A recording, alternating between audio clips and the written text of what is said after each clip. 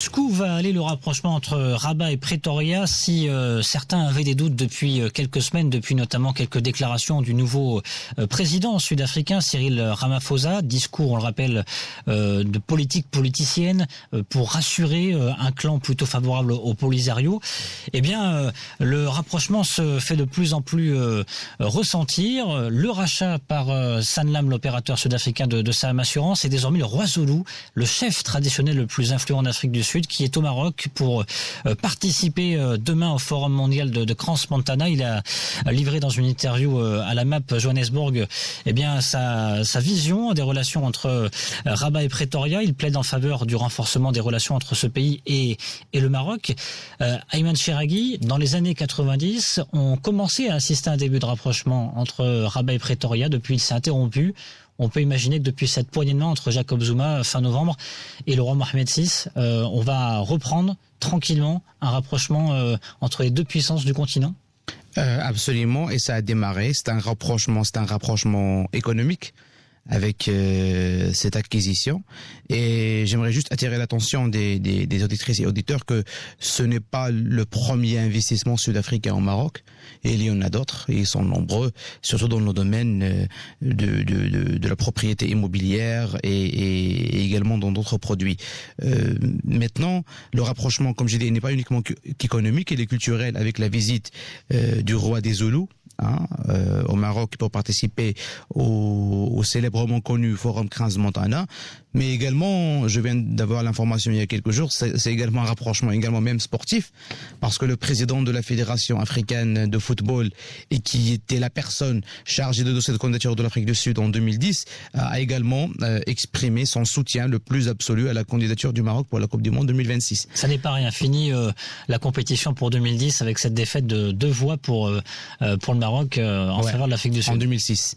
Et donc le rapprochement, il est sur plusieurs niveaux.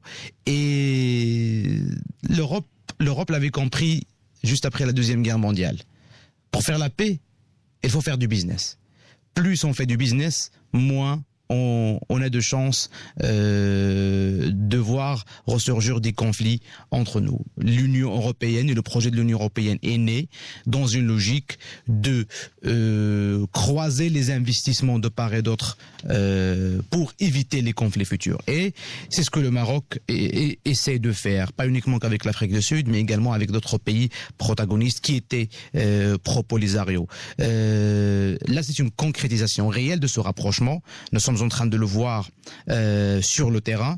Et est-ce que vous pensiez franchement que ça allait aller aussi vite? Parce qu'il y avait je rappelle, ce premier discours de Cyril Ramaphosa qui était destiné donc à son clan politique, à l'ANC, dont une partie militante de gauche était plutôt favorable au Front Polisario. Il y a eu aussi ce dossier de la cargaison de phosphate en provenance du Sahara par la justice sud-africaine qui s'est mal fini malheureusement, puisque décision de mise en vente aux enchères donc de cette cargaison de phosphate. Là ça va quand même vite. On assiste à des signaux positifs qui étaient peut-être pas vraiment attendus. Ça va vite et je n'en suis pas surpris. Parce que avec effectivement les différents conflits qui émergent avec la justice sud-africaine par rapport aux cargaisons des phosphates, également avec l'arrivée du pouvoir très récente de Cyril Ramaphosa, il fallait marquer le territoire et tisser des liens d'intérêt commun, réel et concret. D'ailleurs, aujourd'hui, ce n'est plus un secret.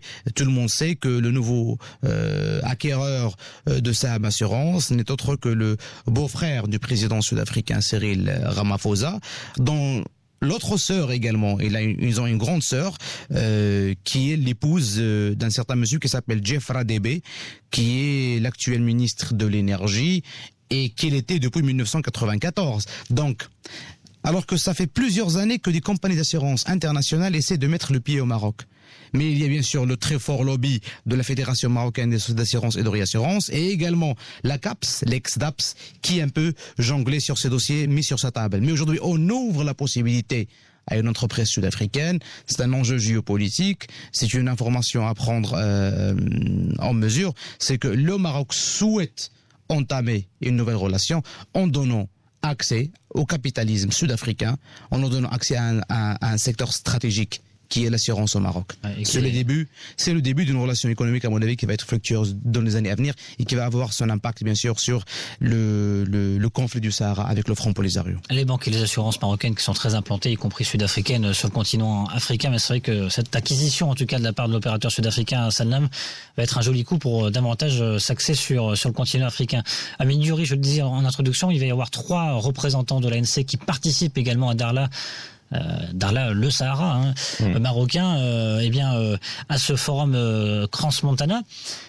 C'est quand même un signal assez fort parce qu'on pouvait s'imaginer un président au-dessus de son parti politique à prendre des décisions qui n'appartiennent pas à la politique politicienne. Là, c'est des représentants du parti politique de l'ANC, historiquement plutôt pro-Polisario, qui débarquent au Maroc.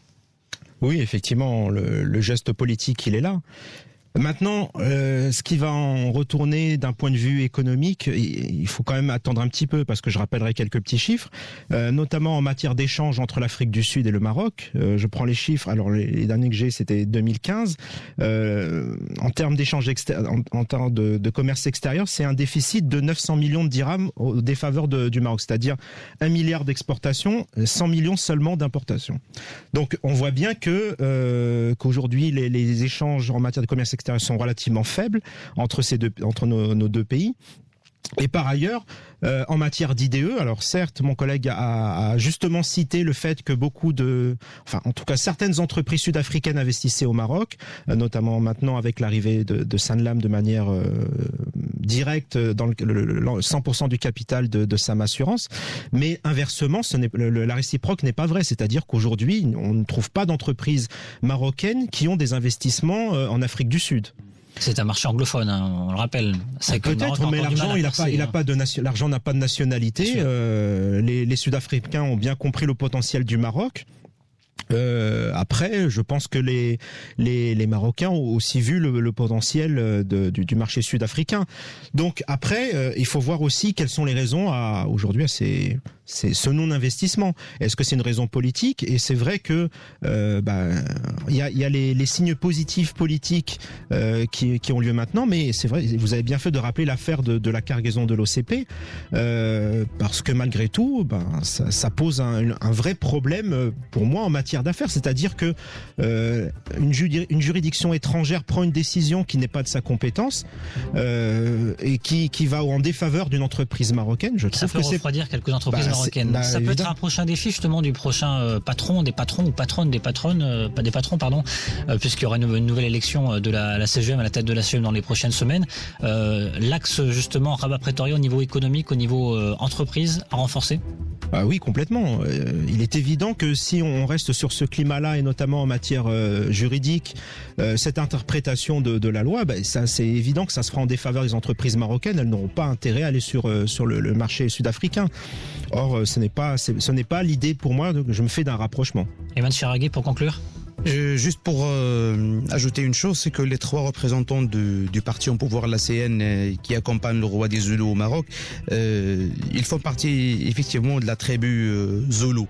Et c'est une tribu qui est très connue, peut-être même les chiffres disent que le 5e de la population sud-africaine appartiennent à cette tribu. Et c'est un truc intéressant en Afrique du Sud, parce que même si c'est une république, il y a un président, mais la constitution prévoit l'existence de plusieurs leaders traditionnels, dont 10 rois. Il existe 10 rois en Afrique du Sud, et c'est un clin d'œil que je lance à la diplomatie marocaine, au ministère des Affaires étrangères. Il faut bien comprendre et étudier en profondeur la composition tribale de l'Afrique du Sud, comprendre les enjeux qui existent entre les différentes tribus et surtout les alliances de pouvoir entre ces tribus et le pouvoir à Pretoria. C'est un dossier à étudier, sachant que les Sud-Africains restent un peuple énormément attaché à cette tradition, et ces rois et ces chefs de tribus spirituels sont des pistes également à exploiter dans l'enjeu diplomatique qui lie Rabat à Pretoria. Ayman Chiraghi, enseignant et consultant, président de l'association SimSim Participation Citoyenne.